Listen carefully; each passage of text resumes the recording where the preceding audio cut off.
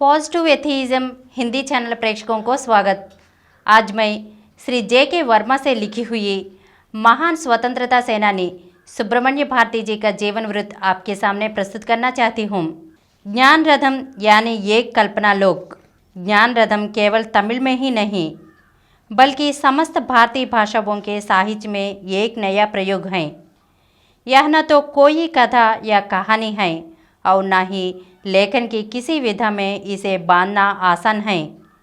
दूसरे शब्दों में कहा जाए तो यह लेखक का एक कल्पना लोक में विचरण है जिसमें उसने एक नहीं अनेक लक्ष्य पूरे किए हैं।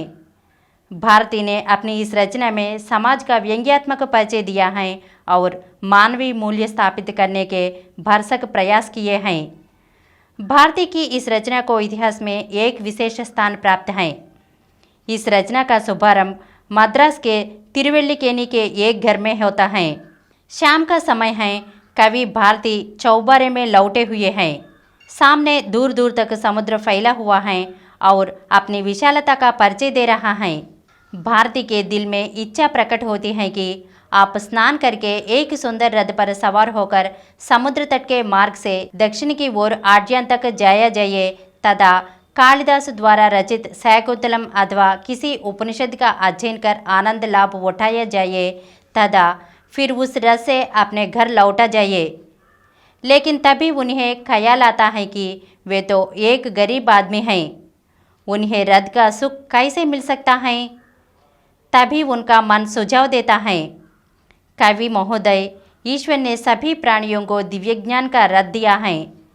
यह एक ऐसा रथ है जिस पर सवार होकर इंसान कहीं भी और कभी भी जा सकता है।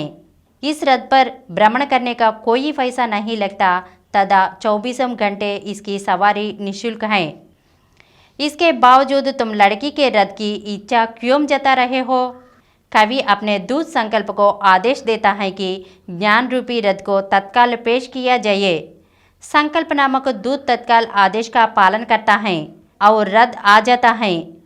कवि उस रथ पर सवार होता है और उसे चलाने का प्रयास करता है, लेकिन उसे लगता है कि उसका यह रथ ज़्यादा तेजी से नहीं चल रहा।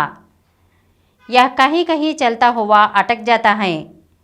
फिर वे सोचते हैं कि जो भी है इसे ही चलाना है और इसे ही तेज करके वेगवान बनाना है। भारती की इस रचना में इस बात का वर्णन है कि उन्होंने ज्ञान के रथ पर सवार होकर कब और कहाँ क्या क्या देखा।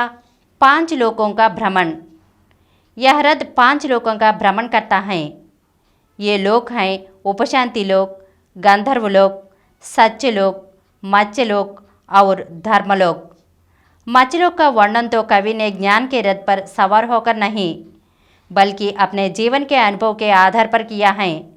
सामाजिक मर्यादाएं, सामाजिक संघर्ष, न्याय, शिक्षा, पद्धति, ढोंगी राष्ट्रभक्तों के कारनामे, उन्हें जो भी विषय उपयुक्त लगा उसे इस कृति में समाहित कर दिया।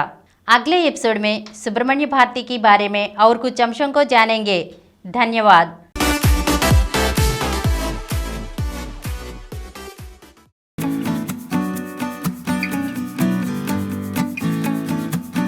Download Samaram multi-channel app and watch your favorite channels from your mobile.